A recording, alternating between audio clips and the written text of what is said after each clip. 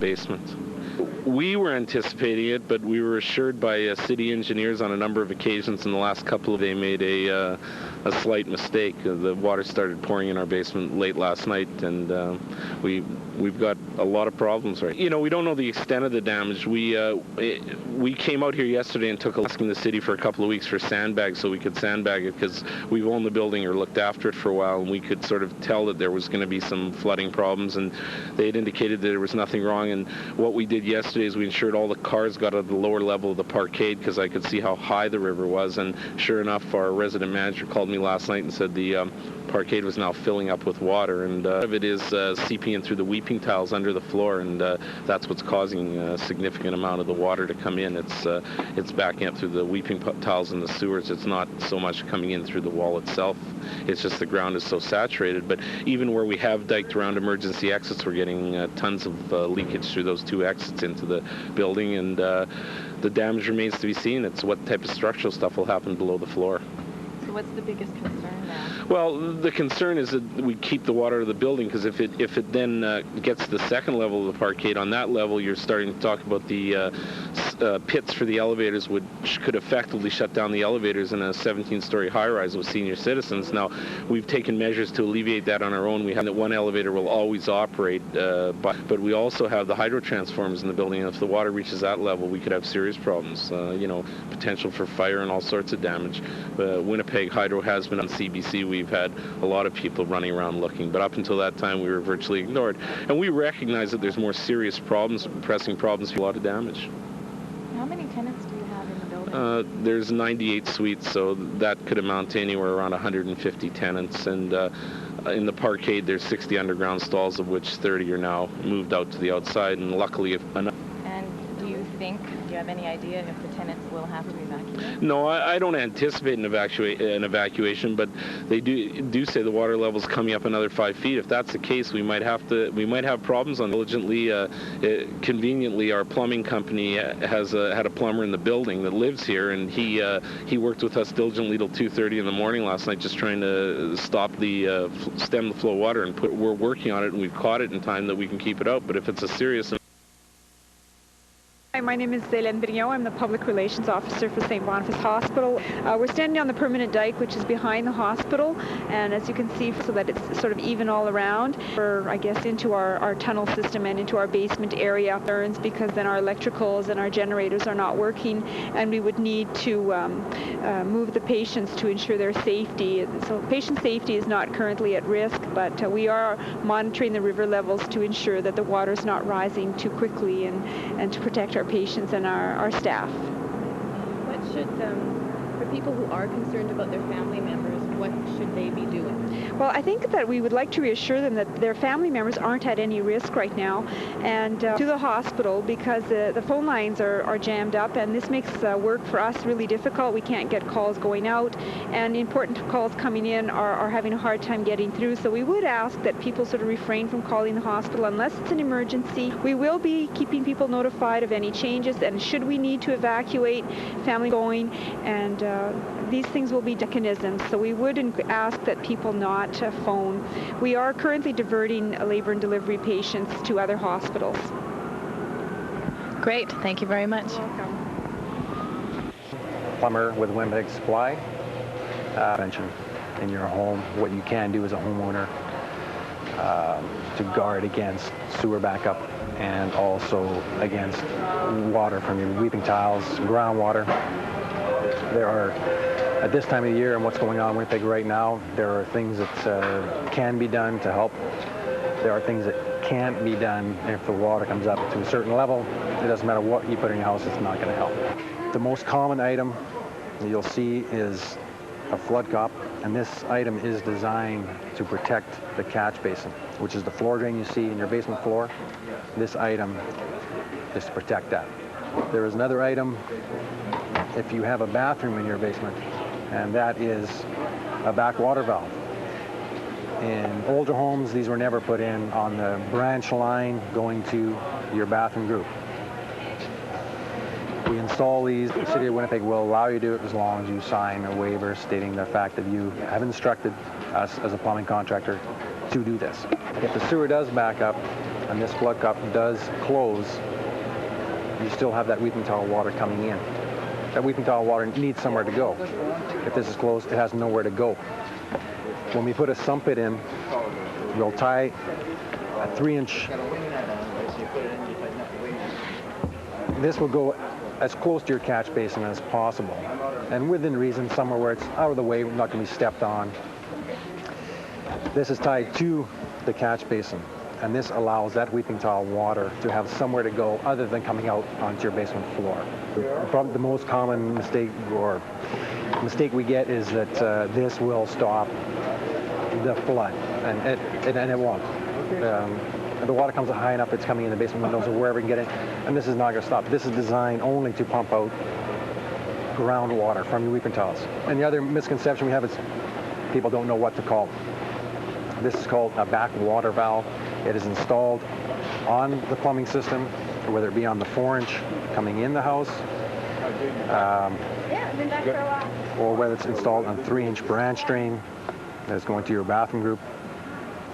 And the flood cop, we call it a Baco flood cop. It's called a backup valve, but it is installed in the catch basin. It serves one purpose. If you do not have one, best piece of advice is put one in.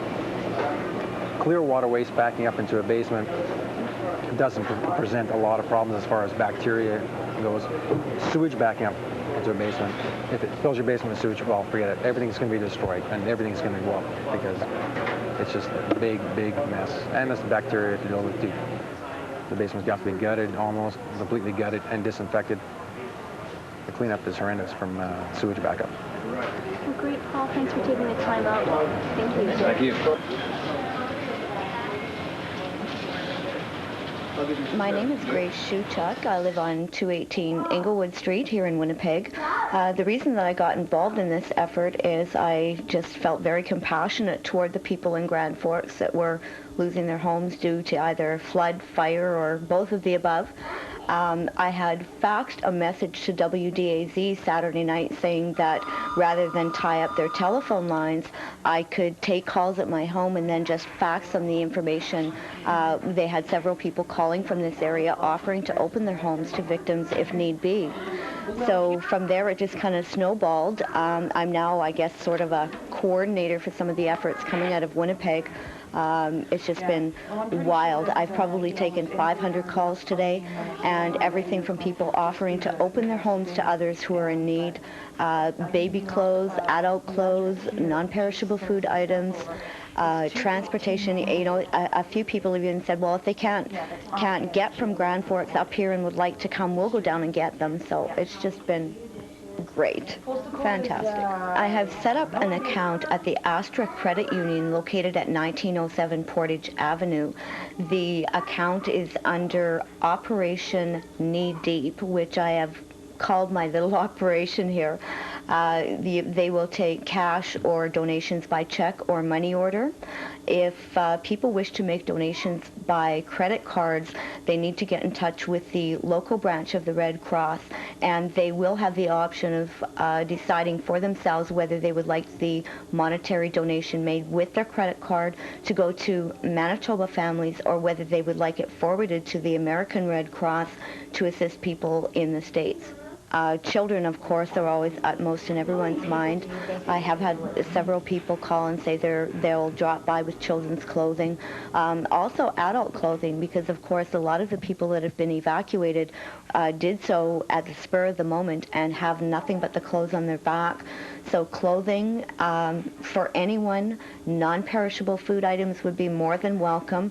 If it's not used by families that have been victimized by the flood water, it can always be sent to the Salvation Army and be turned into something that could be edible by the sandbaggers here in southern Winnipeg. So one way or another, anything that people could donate will be used in the floodwater effort. My number is 889-2837. I will direct them as to, depending on how they want to make the donation, I can give them an account number or the address of the bank. The bank is located at 1907 Portage Avenue, and that's in the St. James area. So anyone who can make it to the bank to make their donation, it would be more than appreciated. I'm hoping that if people see people that are displaced and hear them saying that they need a place to stay and they don't know how to go about it, please, by all means, give them my name and number, have them call me. I've got plenty of homes available. I have probably room to billet approximately 600 people. So we can do a lot. Some of the homes may not be the fanciest. Some of them are empty apartments. Some of them are trailers. Some of them are basement suites. And some of them are just sharing a home with another family that's willing to put up with extra people in the house. I just want to say that you people are absolutely amazing. I never thought that I would be getting this kind of response from an initially little teeny-weeny offer to do someone a favor, but this has been fantastic. I've got people who have volunteered to help out. A friend of mine, Pat, is now looking after the telephone for me. One of my girlfriends from Gunton, Manitoba, her name is Rose, is willing to come in from the country and help me out. I've also contacted MTS and Cantel in hopes that we can get either a second line running into the house to take some of those excess calls and make sure that the people who are needing help can get through, or to get a cellular phone so that even though this phone is tied up, I can make calls, outgoing calls to agencies like the Red Cross or the Salvation Army to make sure that if there's people waiting there that need service, I can match them up to people who can give them what they need. I guess the biggest thing that I get out of this personally is just the satisfaction of knowing that I've been able to help people when they've needed help. I think if more people volunteered their time to different organizations, there would be a lot less stress on professionals and government agencies to be supplying these kinds of services. So anybody who's got spare time that can answer the telephone or maybe provide transportation to people who are in need of it, please give me a call and I'll be more than happy to take down your name and number and find something for you to do. Excellent. Well, I have another call coming in, Christine, so I'll let you go. Again, I thank you a million times over. Well, thank you. Okay. Bye-bye now. I just got a $1,000 donation from Partners in Planning Financial Services. This is wonderful. Hello, Grace speaking. Well, 3 weeks ago, even about last Wednesday, I was sitting comfortably in Calgary, but we were launched off starting on Wednesday, and more people coming in as the last 4 or 5 days went on. As they saw the water levels go up in Grand Forks and Fargo, they realized that it was going to be even bigger than they'd predicted, and so they decided that there was going to be a requirement to ask for military assistance. For a lot of different organizations that don't normally work together, both civilian and military, and to get everybody oriented towards the problem and working collectively on getting some assistance out to the people who need it, the people who are working on the dikes and protecting their property, assisting people with sandbagging, with flashboarding, they call it, along the tops of the dikes, and any other tasks they need. The problem is the people out there, as I say, have been working very hard, and a lot of them are really, really fatigued, and sometimes just an extra few hands from people who are still full of energy can really make the job run a lot better. The best advice I'd give to people is, first of all, if they can afford to go help out and volunteer, because there's a lot of people who could use their help. And the next thing I'd say is, if you're not going to go volunteer, don't go sightseeing, because the roads are very full down in the areas and people working hard, and they don't need long lines of cars just essentially docking. The whole package we have here is called the headquarters of the 1 Canadian Mechanized Brigade Group. In normal terms, it's a headquarters that allows the Commander General Meeting to command his 4,600 troops as they move about the battlefield. But because it's deployable, as we say, it moves in trucks and tents and we can set it up anywhere, and because we have the ability to talk at long ranges, it's an ideal tool for this sort of thing. We bring it here and set up, and it allows him to be in contact with the units that are working all through southern Manitoba, to find out what the current situation is, to pass on new orders, and just generally keep a handle on what's going on. And then with this package of communications equipment and the signalers that make it work is the commander's staff, who are the ones that do the minute-to-minute organizing of issues, coordination, and talking to people to make the whole operation work. Citizens should not contact the military direct. The reason for that is we are here working for the province of Manitoba at their request. So the Provincial Emergency Measures Organizations defined a requirement. They've come to the military, and we are here, and we take tasks only through them. So the way the system works is the rural municipalities and the city of Winnipeg, when they run into a situation where they need help and can't provide it themselves, they talk through their chain to the Emergency Measures Organization, which then turns around, identifies the job, comes across to us, tells us what it is, and then we talk directly to the local officials and get out and get going on the job. And so as soon as they feel that they no longer need us, then they'll let us go and we'll go back to our normal places. So whether that's a week or 2 weeks, it's difficult to say right now, because I think the real question is what would be the impact of the flood, particularly on the city of Winnipeg. That's the big question mark right now, I think.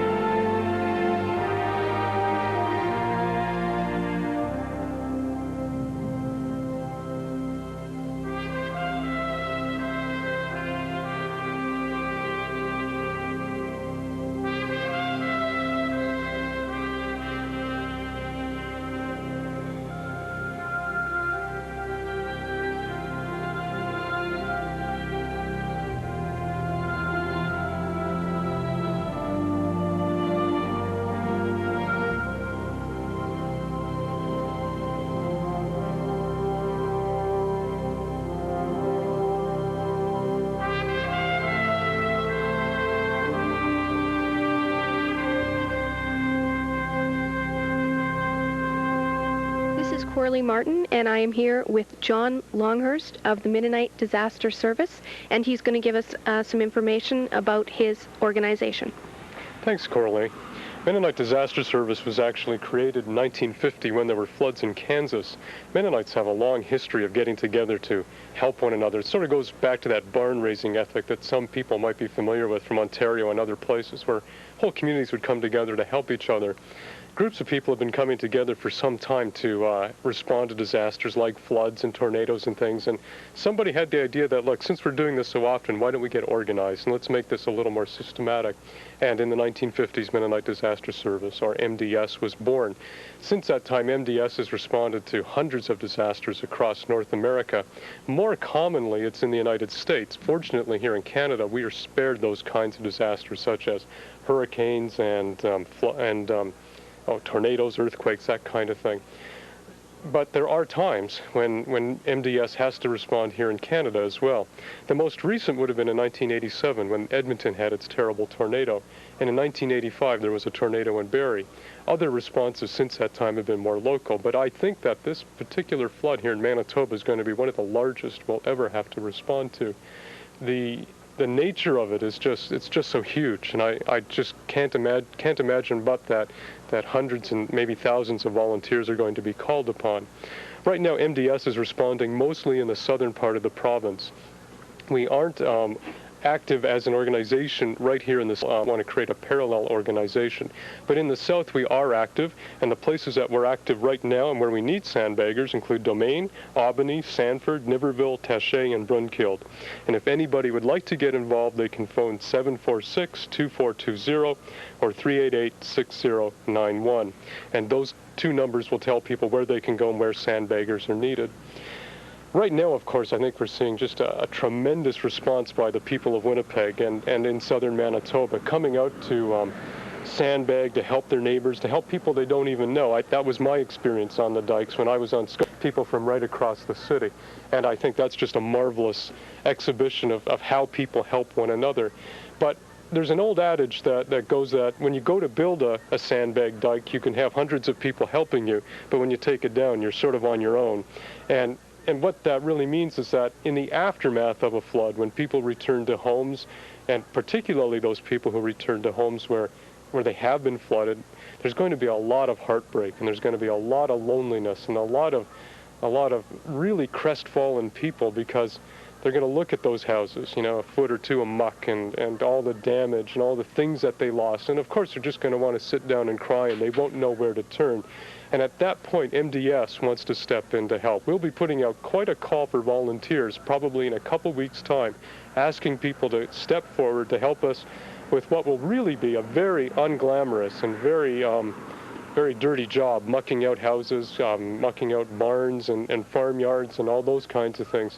But it will be oh so essential, not only just for people's homes, but just for their spirits, to have someone come by to help them out. Of particular concern to MDS will be people like the elderly, disabled people, people who perhaps don't have a lot of friends or relatives nearby and don't have natural networks where they can get a lot of help. And we'll be looking for those kinds of people, and they can contact us and let us know if they need some assistance. But as I say, that's going to be in a few weeks from now, the city. What areas do you cover specifically? Like geographically, what areas do you include? Do you include just Manitoba, or is it down into the States, or? MDS responds in North America wherever we're needed. As I say, there's a lot of people from Manitoba, for example, who spent time in Florida, in California, in the U.S. Midwest in the last couple of years. Help example, young people and older people from Manitoba were in Alabama, where we were helping to rebuild some of those terrible church burnings, some arson down in that particular state and some other southern states. And then we sent volunteers down there to help rebuild those churches. Those churches were very poor, they had no insurance, and we pitched in to lend a hand. And so we respond wherever we can. We can't do everything, obviously, what we can do according to our resources, but we're also plugged into the national emergency response networks in the United States and Canada. And when a disaster happens, they call on us to let us know what kinds of things they think we can do. So from what you said, the most important part of this process will be after the flood has receded. And I was curious about how you're going to help people physically and emotionally after the floodwaters are gone. It's not obviously, but after it, it's going to be equally important, and it's hard for us to know exactly right now what that's all going to entail. But from our previous experience, we know that following the flood, we are certainly going to have to help with a lot of cleanup. And you're right, there's going to be a lot of emotional support that people are going to need. I mean, right now I'm thinking about possible sewer backup in my basement, and I'm sure many other people in the city are too. And we think, oh, it wouldn't be terrible to lose this or lose that if that should happen, but I can't imagine what it would be like for someone to return home to a house that was completely submerged in flood water.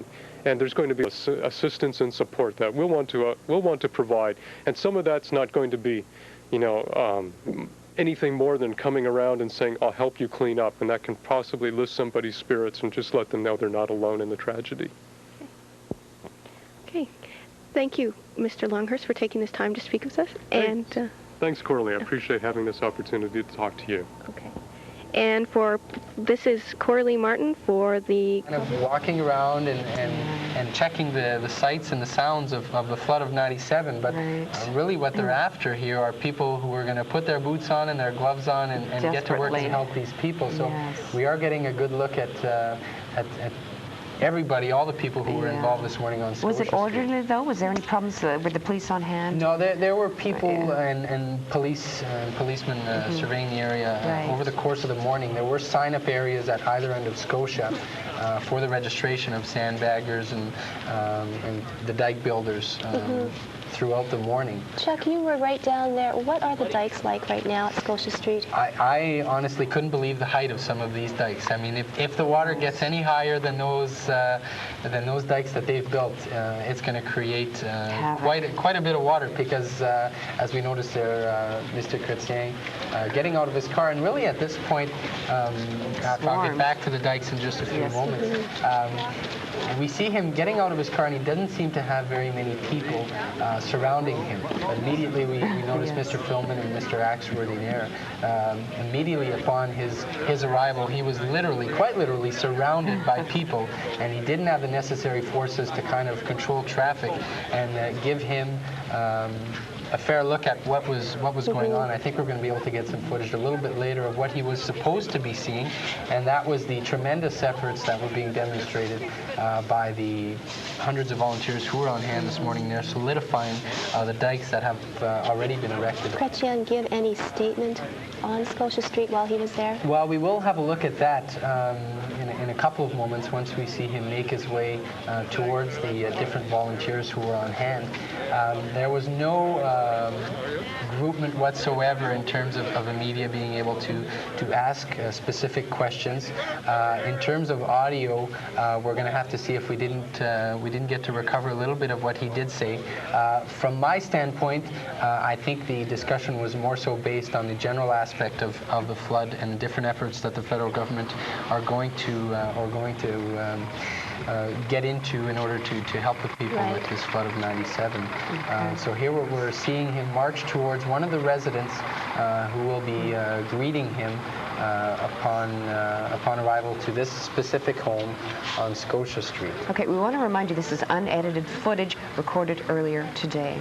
That's right. So if it's a little bit shaky, you've got to understand it. And I must commend the cameraman who was there with me this morning. That's a tough job. He was a tall man. If I had been the one carrying the camera, we tiptoes there trying to get as much as he can. Yeah. So. Thank you so much to Darcy Hunter. He was with you. I know he was just wonderful. Yes. It was.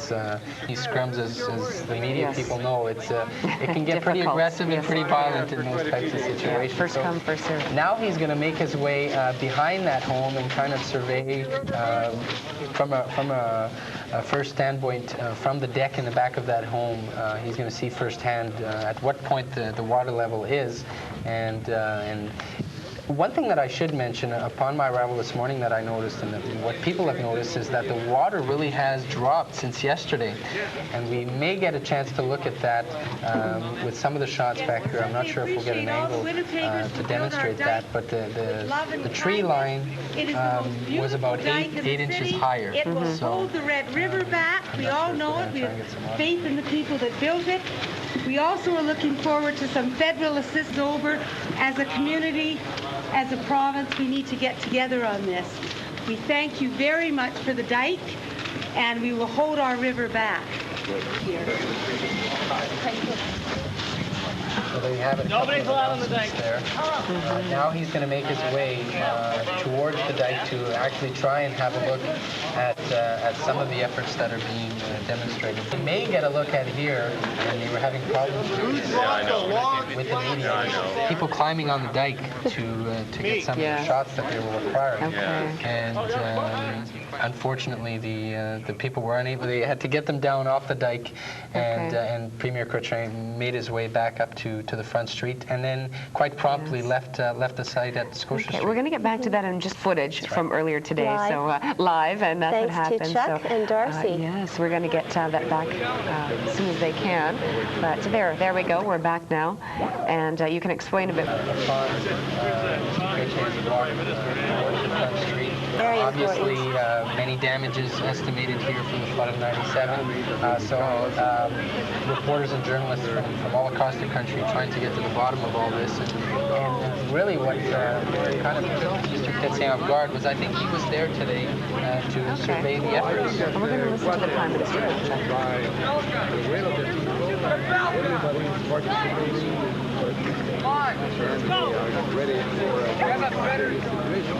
So what is very impressive is that everybody is helping each other and moving the people around. When I was outside seeing villages who nobody is there anymore and so on. It's a sad situation, but the Canadian people are behind the people and supporting as much as we can. Well, the program is when it's the first damages, you know, we have a formula that goes up to 90% of the cost, and it will apply. It's the solidarity of the Canadian people. When there is a region of Canada that's hit by a problem of this nature, no, it will take some time. It takes months and sometimes years before you have all the final information. And the people are working together. We have now a lot of soldiers who have come from all over Canada. We visited some who came from dike this morning. And, you know, they all are very happy to be here and because they know they're doing something useful. Are you going to postpone them?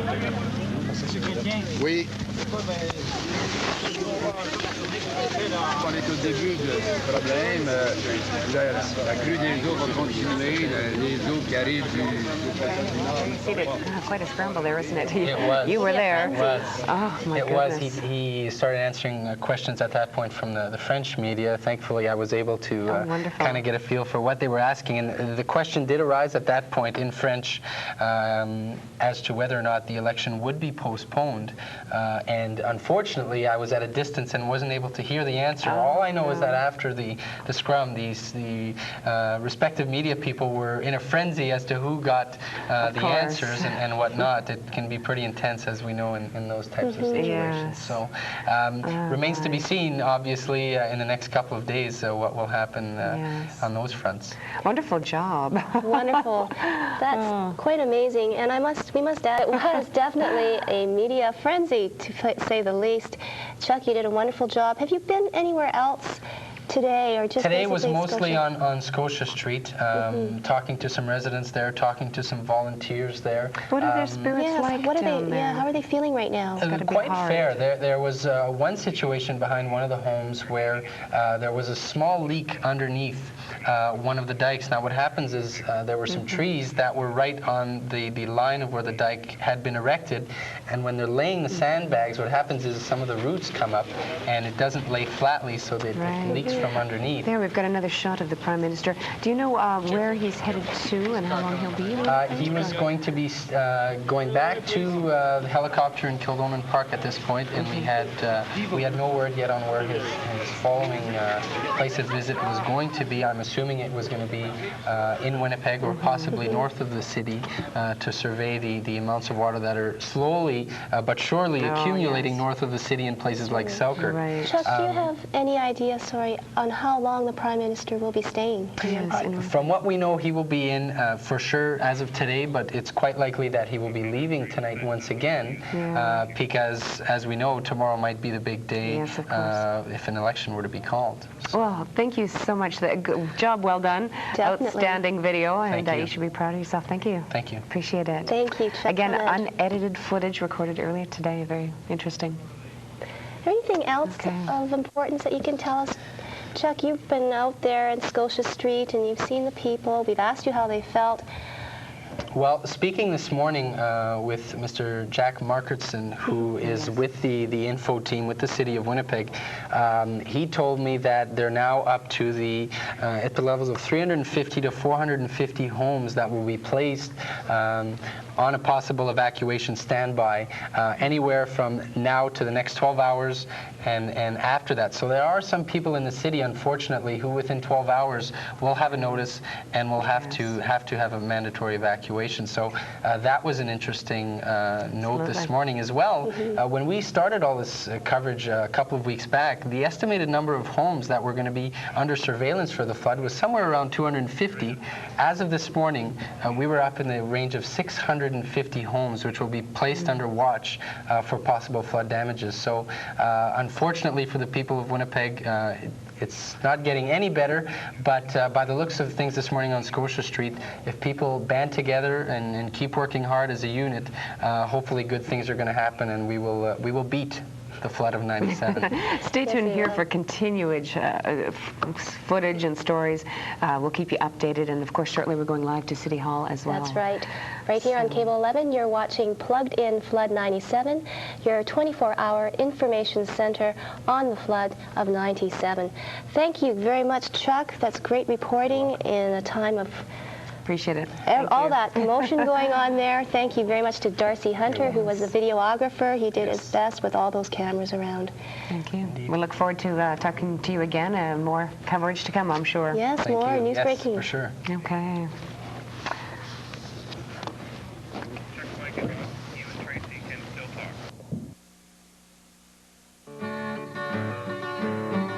Some has been lost, something's been gained. A new perspective on this tired and weary place. If you've lost, if you've not, you have found a home in my heart. It will not be forgotten. We share the world to put differences aside, for our people are the treasure that we prize. And we are flooded with love, flooded with unity, and helping hands.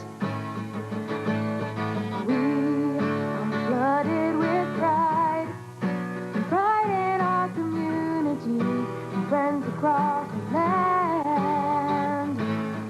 We are flooded with love, flooded with unity, and helping hands. We are flooded with pride, and pride in our community, and friends across the land.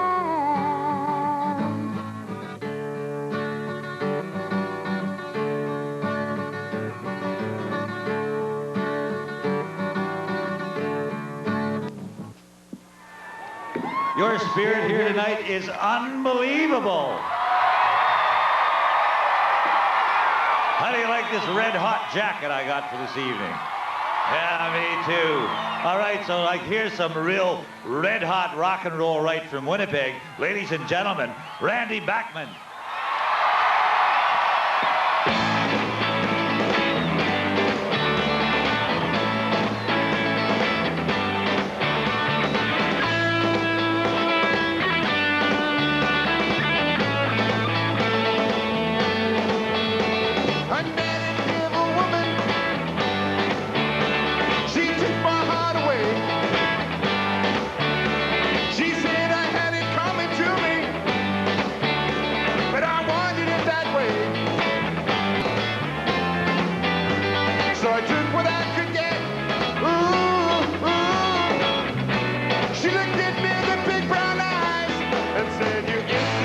Yet. But baby, you just ain't seen nothing yet. Here's something that you're never gonna forget. But baby, you just ain't seen nothing yet.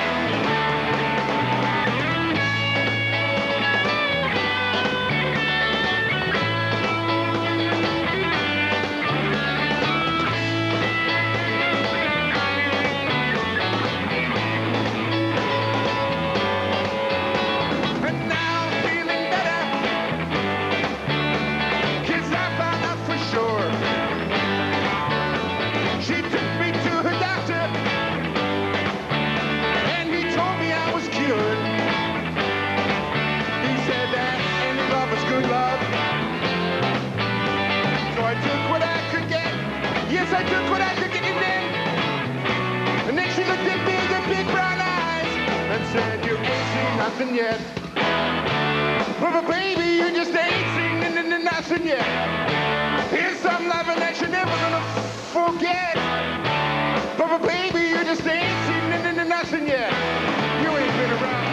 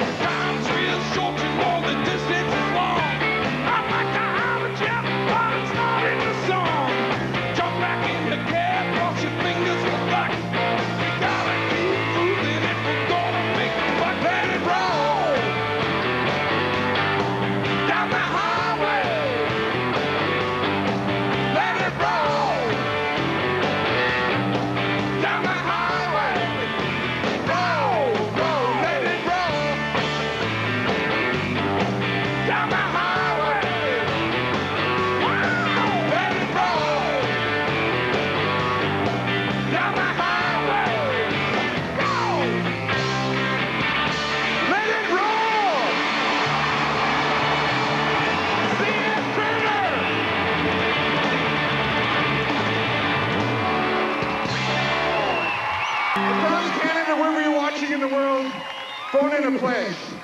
Let's take care of some business.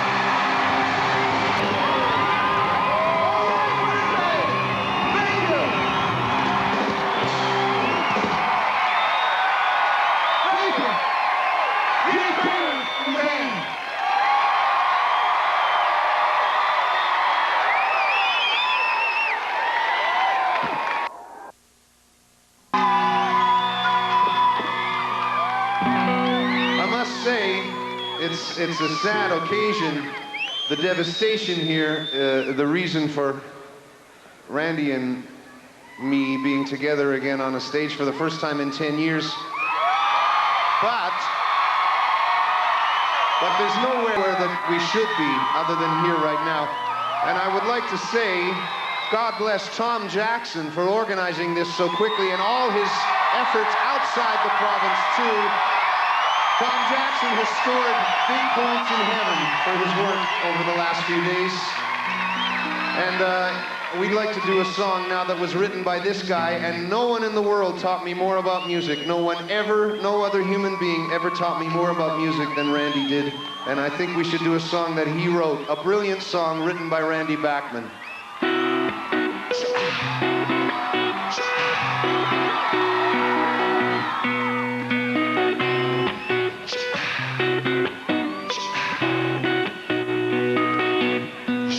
Come undone. She didn't know what she was headed for. And when I found what she was headed for, it was too late. She's come undone. She found a mountain that was far too high. And when she found out she couldn't fly, it was too late.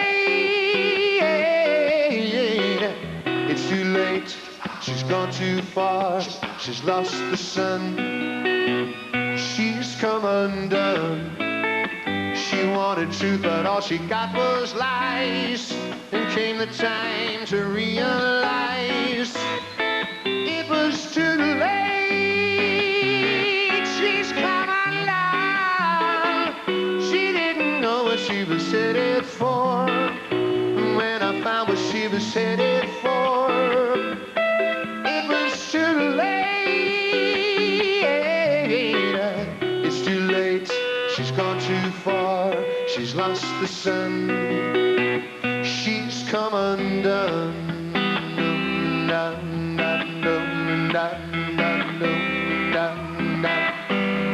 Too many mountains and not enough stairs to climb. Too many churches, not enough truth. Too many people, and not enough eyes to see. Too many lives to lead, and not enough time. It's too late, she's gone too far. She's lost the sun. She's come undone.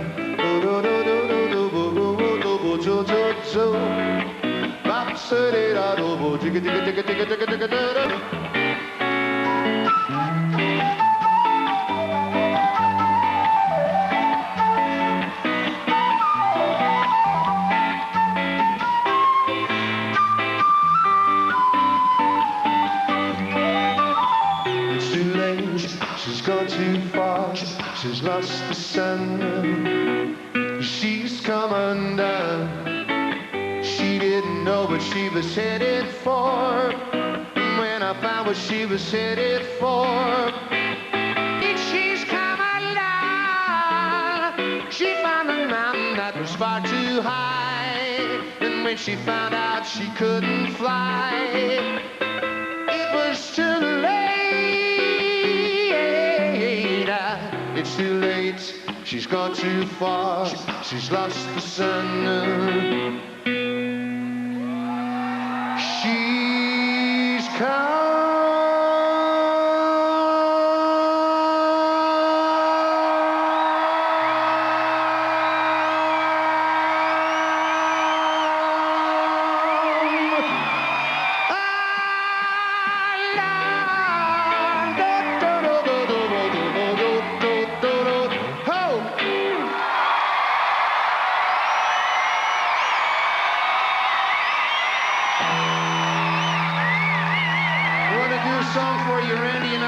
Done this together for 10 years, since 1987. This was a little something that happened one night a long time ago with the original Guess Who. This is great to be able to do this, Rand. This is for Winnipeg. My heart goes out to all you people who lost. I mean, I was watching the footage and I was heartbroken for you. God bless all of you. We'll all help, believe me. We'll get this happening. Manitobans everywhere, phone in a pledge.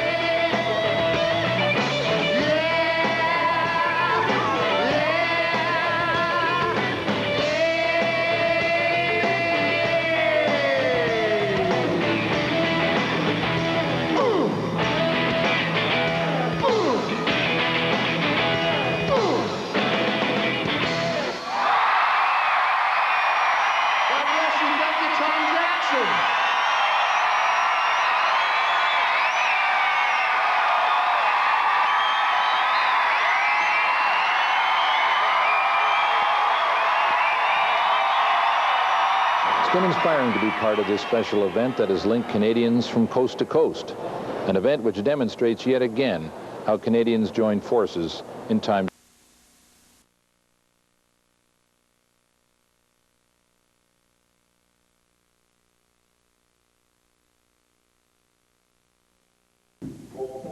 for myself, but you're gone and left me for someone else.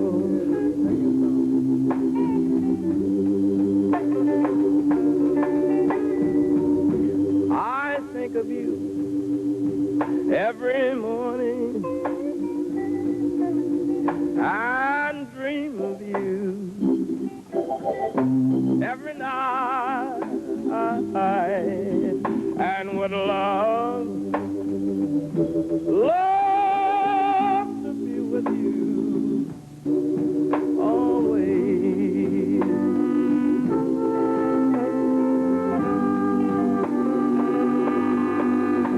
When night